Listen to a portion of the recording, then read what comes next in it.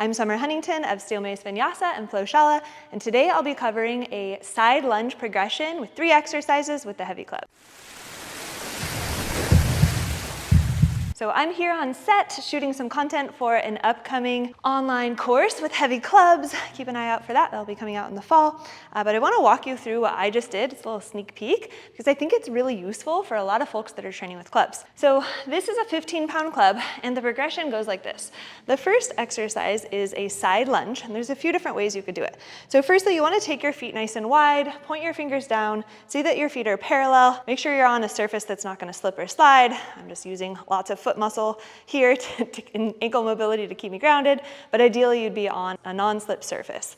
So shoulder park, it's a great regression for women, especially that haven't quite developed the strength to hold a heavier club. They still want to get that absolute strength in pulling it down from a shoulder park into an order position. Great for men as well. So we squeeze the elbows in. Imagine squeezing a yoga block in between your elbows here, and then drive your elbows up as you bend your outside leg. The club becomes parallel to the ground. Sit your butt back, lift your trunk. When you stand up, pull your heavy club into your order position and squeeze your outside glute on. Leverage as you come down, so it requires a little timing. Inhale, coming into your side lunge. Great adductor mobility for the inside leg here. Great ankle mobility as well. So notice the path of my club is really moving, it's like 90 degrees from here into order. So it's really working on the bottom phase of a cast.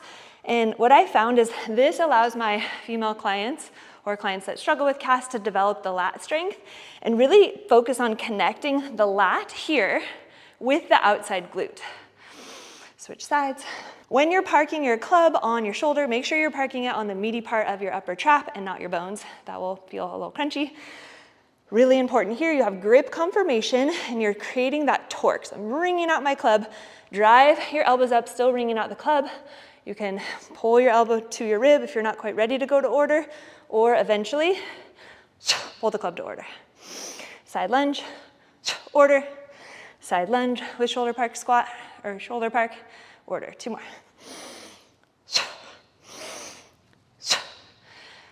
Other fun variations for your side lunge, you can have your arms out like this and pack both shoulders at the top. That would be a nice regression.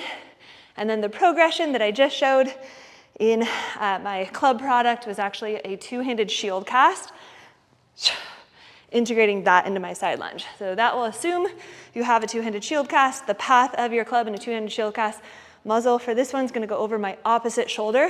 Block, dump, pull over. Block, dump, pull over. Different than my Mace 360s, which I'm moving through 2 panes of glass. For this one, block, dump, and then I pass through into a casting pattern. Kind of like more of a frontal plane action. All right, you guys ready? Let's do it. Nice wide stance. Building upon what we just did. Side lunge, pull club to 2-handed guard, 2-handed shield cast, pull over, right back into my side lunge with shoulder park, into my 2-handed guard, 2-handed shield cast, pull it over, shoulder park with side lunge, 2-handed shield cast, last one. Squeeze elbows in, wring it out, lats and glutes engaged, shield cast, lats, core, and glutes engaged. Let's switch sides. Slide the other hand down, closest to the knob, other hand up. Initiate with your side lunge. Pull club to order position. Let's say you don't have a shield cast in your practice yet. You could do just a regular cast, resisting rib flare, and then park the club on the meaty part of the trap. Eventually, you want to work up to that 2-handed shield cast.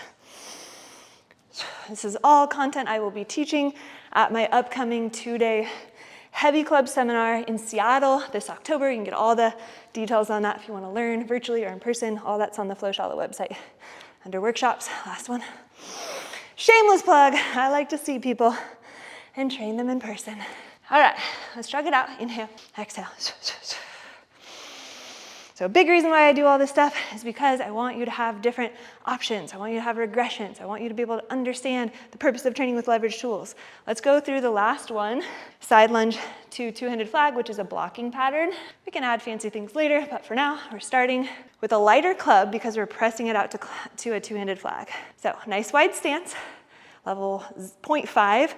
Elbows come to center, shoulders packed, pull elbow to ribs. My lats actually stay engaged the whole entire time. They never turn off. I'm not turning them on in the center and turning them off. I'm keeping them on and firing, move to center, eventually press out to two-handed flag, pull back to center. This is different than Skandasana. In a Skandasana, my toe would be out here.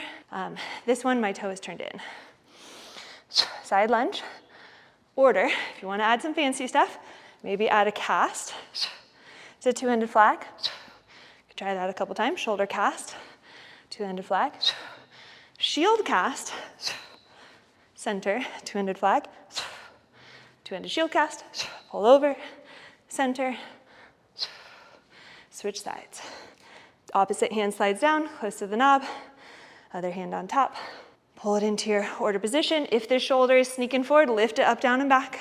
Bend your outside leg, two-handed flag. If you need to regress that, drive your elbows down. Here, hover.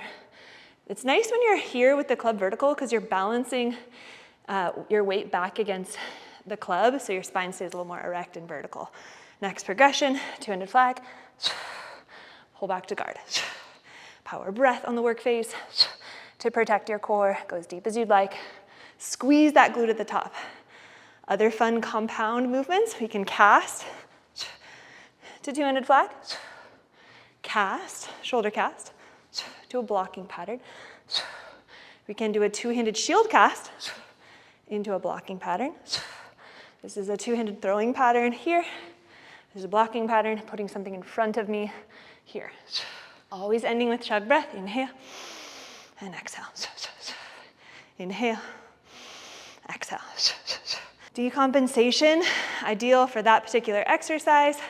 Let's start with a hip flexor stretch. So right leg forward, left leg back. You can do a little lat stretch here. You can sink into that front leg. Maybe roll your left armpit up towards the ceiling a bit here to intensify the stretch. So anytime you're pressing your club out in front like that, the tendency is to recruit your mid-back muscles. So this is where doing side bends post-club work is going to help you release the bound fascia of all the contractions in the lats and help to mobilize your T-spine. Let's switch sides. You can do hand clasp. You can capture opposite wrist. The more you sink into your front leg and increase your front knee bend, the more you're going to get into your hip flexors here.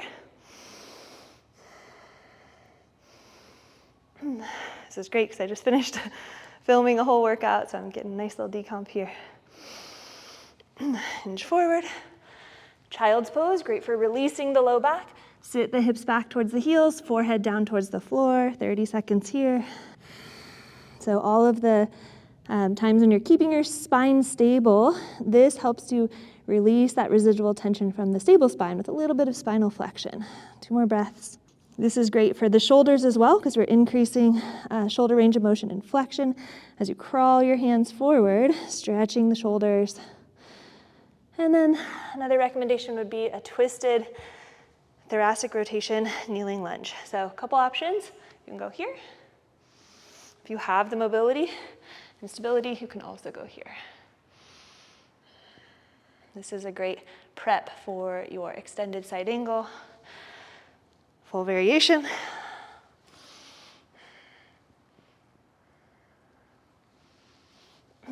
Pivot onto back ball of foot. You can press back to child's pose, or if you want to get a little hamstring stretch, you can come into your down dog with a knee bend. Take a few rounds of breath here. Relax your jaw.